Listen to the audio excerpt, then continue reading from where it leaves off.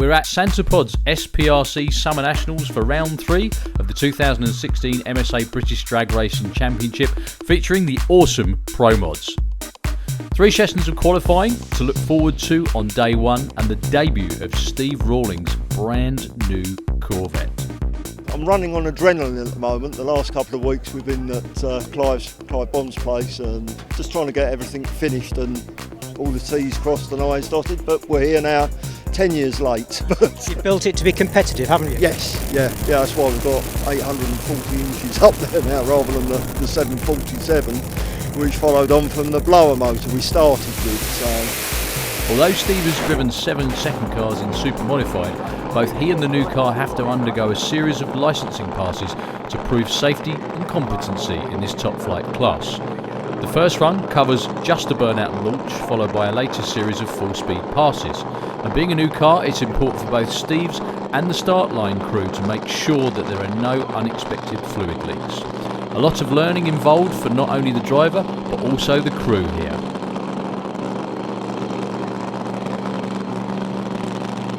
So, up to the line for the first time, closely watched by engine builder Clive Bond of Ultimate Race Cars. Nicely away.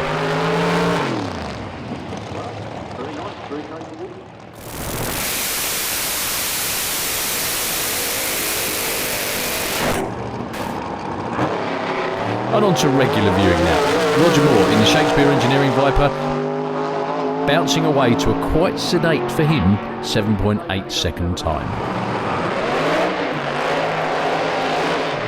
Well, I must admit, it's great to see Mick Payne back. Big surprise actually after engine damage back at the main event. So good to see him lining up here against Michel Turenne, who had a great weekend back at the main event.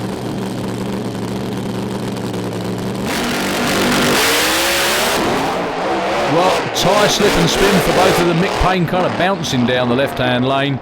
Both off the power before mid-track, and Mick finding issues with the engine and not coming out again after this run, unfortunately.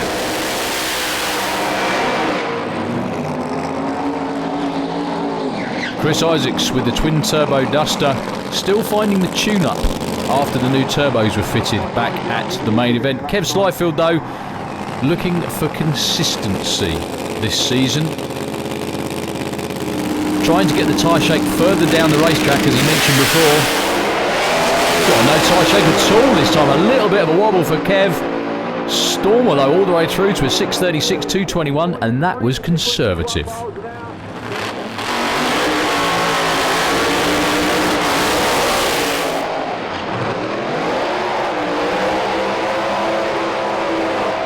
Burt Englefield and Andy Robinson, both these two fared okay at the main event. Well, great for Burt Englefield actually. Personal best a couple of times and went on to round 2. Ended up with a 6.28, more of the same this weekend, hopefully for the B&A Racing team. Andy Robinson had a great time in qualifying, but when it came to eliminations, the team had problems in round 1. This is qualifying though. No trouble at all for either driver. Looks like Burt slowing, indeed he is. 6.15 off the trailer for Andy Robinson. Nicely done. Solo run for Wayne Nicholson. On and off the throttle a little bit off the start line. Nice launch though, still weaving about, just drags it back from the centre line to an 8.54. And a major engine teardown after that run for Roger Moore. We were doing a lot of damage at the main event, so we've had to sort of go back. Go back and try some things out, and so we can move forward, because we can't afford to do the damage that we're doing at the moment. It's killing me. So this meeting's going to be a test meeting for us, but we're still trying to win it. Well, that was very, very close to a personal best that first run. Yeah, I was pleased with that. Yeah, we had tyre shake, unfortunately, after about 2 seconds. When I shifted in the second gear, it went into immediate tyre shake, so I had to lift. But apart from that, yeah, it's a good run, good launch. Obviously, the track is supposed to be different from the FIA event because you haven't got all the top fuel cars going down. But did it actually make any difference? Do you notice a difference? I think the track's really good. I think the track's as good as the main event. To be fair, it's brilliant.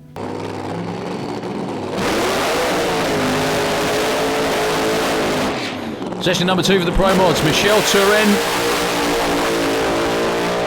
Car looks a little laboured on that one and gets out of shape just after Haas track. Still goes through the 706. He will be qualified, but obviously looking for quicker. Nice, straight, strong burnout for Wayne Nicholson. Hopefully the lucky devil finally having some luck. Well, out of shape again, but Wayne pedals it, keeps it going to a 7:36 over 200 miles an hour. Well done to them. Kev Slyfield and Andy Robinson, we've got a couple of guys missing from this session due to people either fixing damage or unfortunately damage for good. But let's see what session 3 brings. Before we get there though, your number 1 and 2 qualify after session 1. Andy near side, far side for Kev. Kev spins the tyres off the start line. Andy is long gone though. To low ET of the weekend so far, 6:11, 231 miles an hour. So, going into the third and final session, and it has to be said that quite a few teams have not yet got any sort of handle on the racetrack. And don't forget that only the 8 quickest cars make it through into elimination, so several will be going home at the end of qualifying. Michel Turenne, already in the show, looking for a better run, and this looks like it. Straight, strong, a little bit of a pedal in the middle, but still goes through the 6:28, 2:19. That's a lot more like it.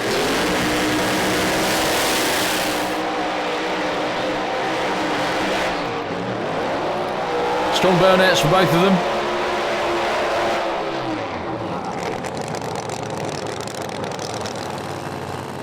And for some reason this time round, Andy Robinson will be shut down. Not sure why. So it's going to be Kev on his own to take a shot at the racetrack. Shifts into second once again and gets a little bit out of shape.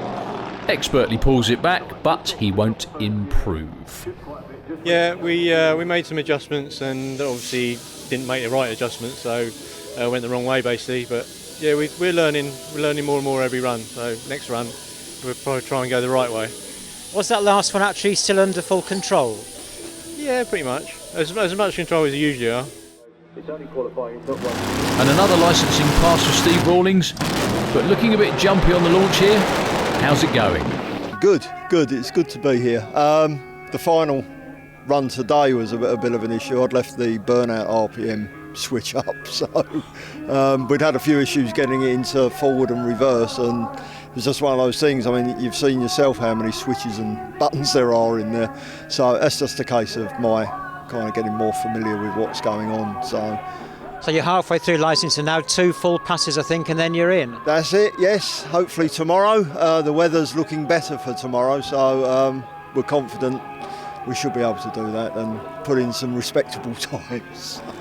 Well, Andy Robinson gets another go at the racetrack here. It will give him the data but won't count in qualifying as it's now out of session. That's certainly another good one though. His best of the year so far, 6:08. Great for the Robinson team to have a bracket car. So back to the pits, plenty of work to be done, especially in Bert Englefield's awning. But Wayne Nicholson is surprisingly, or unsurprisingly for him, upbeat. But it's going forward, that's one thing. The second qualifier was a 7:37, I think it was, 200 miles an hour. The time and speed don't equate to each other, but we've got some interesting data on that run to point us in the right direction. I'm working on the car now, just turning it round for tomorrow. Everything's in good shape, so yeah. And the last run, it looked like it had a problem on the line, but it was actually nothing major, was it? It could have been. The oil pressure looked too low.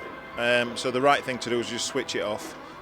We've looked at the data from that straight away, and it's just a faulty sensor. So we're all right. It's good. And the guys are checking the bottom end now. Nothing wrong with it at all. So at the end of qualifying, it looks like Mick Payne is out of the field, and of course Steve Rawlings is not yet licensed, so he can't compete in eliminations. But at the top, it's Andy Robinson. A couple of good runs there, even though the last one didn't actually count in qualifying because you were slightly out of session, but you've got to be pleased. Yeah, very pleased actually, and you're right, the parachute fell out on the last pass, so obviously we did run out of session, but that's our fastest zero to date, which is really nice. The lads have worked really hard, the crew, so yes, payback, very pleased. Now I know some people probably watch thinking, well, it's like a well-oiled machine, this team, everyone just knows exactly what to do, but it's not always the case, is it? There's a little bit of a problem earlier on, apparently.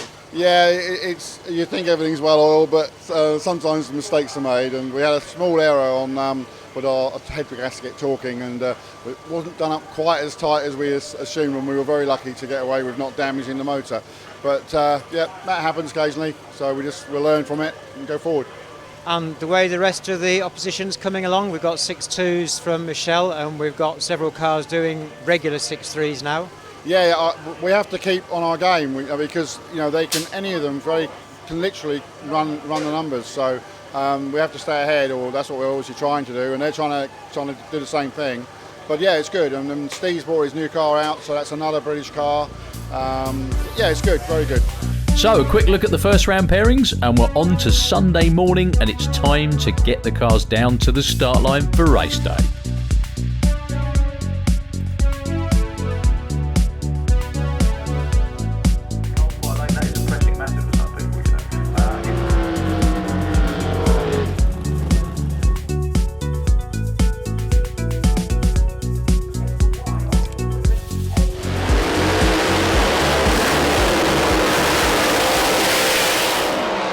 Bert Englefield looking to pick up where he left it off at the main event. They had a horrible time in qualifying, only in the low sevens when they've been the sixes every race so far this year. Up against Wayne Nicholson, very happy Wayne Nicholson. Always enjoys himself here at Santa Point Raceway, but even more so when the car runs well.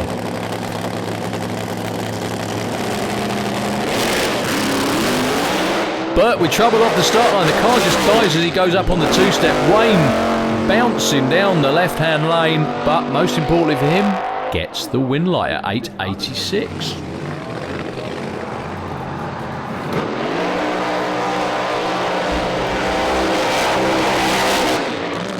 Well, Kev Slyfield ended up number 3 in qualifying. Now he gets a bye run this time round because unfortunately Chris Isaacs had trouble in qualifying. It was a no-show for round 1. Kev with a tune-up run for the semi-finals. Looks like he needed it as well that time.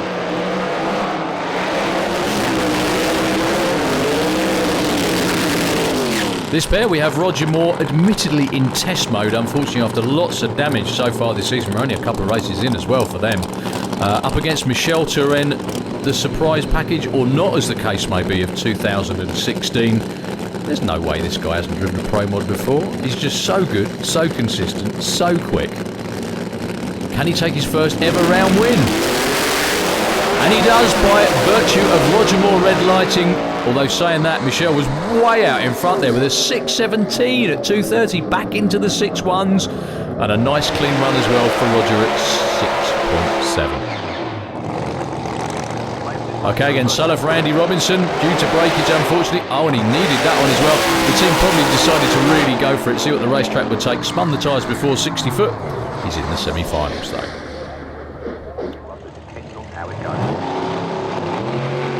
So with Steve Rawlings taking another licensing pass, what happened to Chris Isaacs?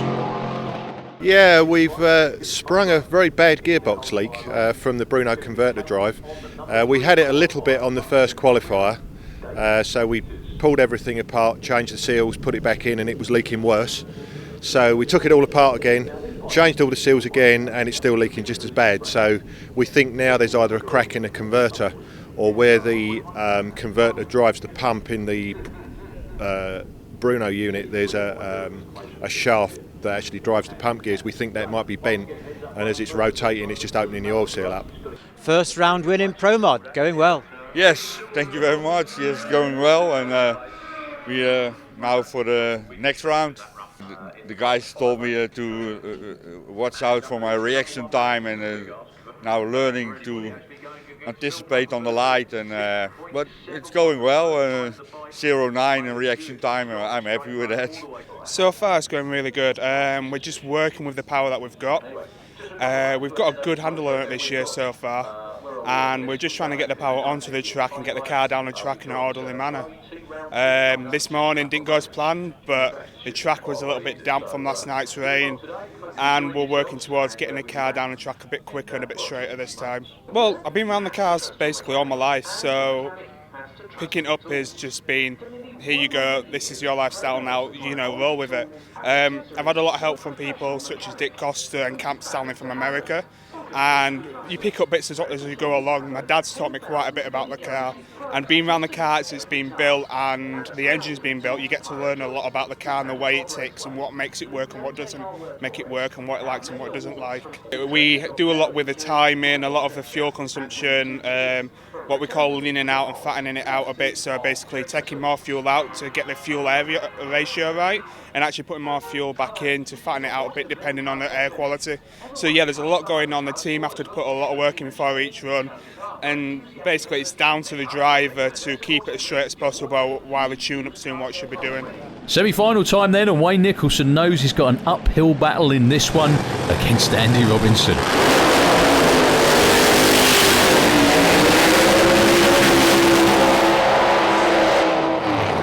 But saying that, Wayne probably felt up against it in round one. That doesn't stop him getting a round win and getting through to round two.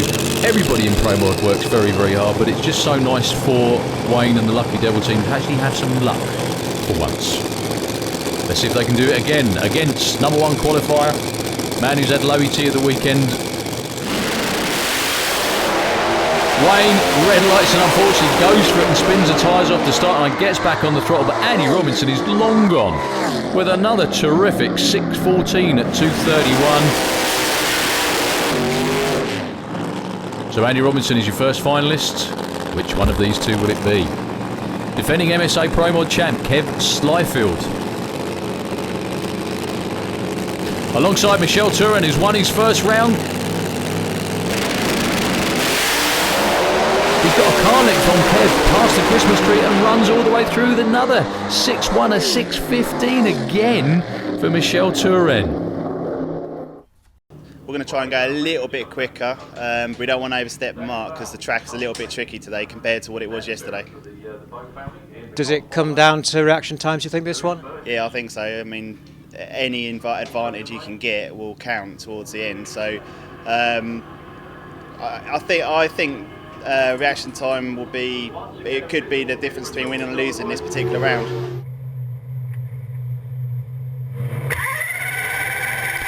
And we're on board with Michel Turin for the final. He's in the right lane with Andy Robinson having lane choice and taking the left.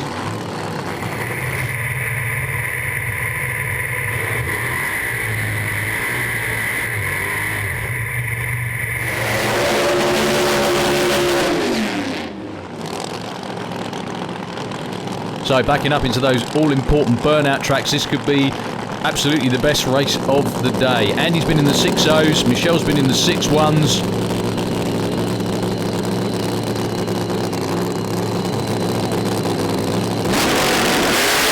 Andy Robinson gets the jump off the start line. He's actually got a car lick by the time they go past the tree. Michel Turin is not giving up though. And Andy Robinson takes the win with a terrific 6.09. Another 6.0 for the Robinson team. To a 6.14 for Michel Turin. You can see on board with the Pro Dutch car, Michel was really, really trying hard. Never ever can underestimate any of the competitors. And Michel's been running real fast. They're doing personal bests. So yeah, I just went back to my normal deal of hitting the tree a bit harder. And yeah, it was a good run.